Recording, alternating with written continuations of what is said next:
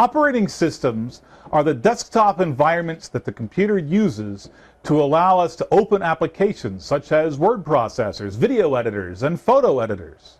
And of course, things like video games. Typically, when bought from a store, computers are preloaded with an operating system. Depending on how the operating system is installed, users may or may not be able to replace the preloaded or pre-installed operating system. Apple devices such as iPads, iPhones, and iPods are preloaded with Apple's mobile operating system known as iOS. Apple MacBooks, MacBook Pros, Mac Minis, all of these are loaded with Apple's desktop operating system known as OS X.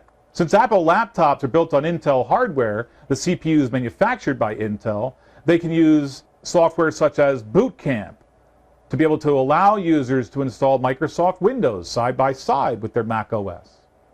Most laptops and desktop computers have Microsoft Windows pre-installed. Microsoft Surface tablets have Microsoft Windows versions on them.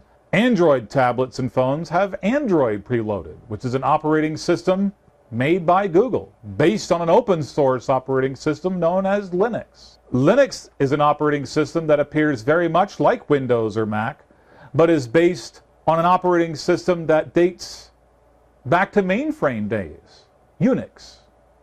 Unix was a stable, scalable operating system that was home in computer data centers. Some computers are more locked down than others by the manufacturers. For example, since Apple makes hardware, they don't sell their operating system to users without Mac hardware. So when someone with a Dell computer tries to install Mac OS X, for example, they receive an error during the installation of the operating system that they aren't using Apple certified hardware. Some Windows computers don't allow Linux to be installed either, because the pre-boot environment is locked down. Dual booting is a process of installing 2 or more operating systems on the same physical computer. And then when I start up my computer during boot, I can choose which operating system to use.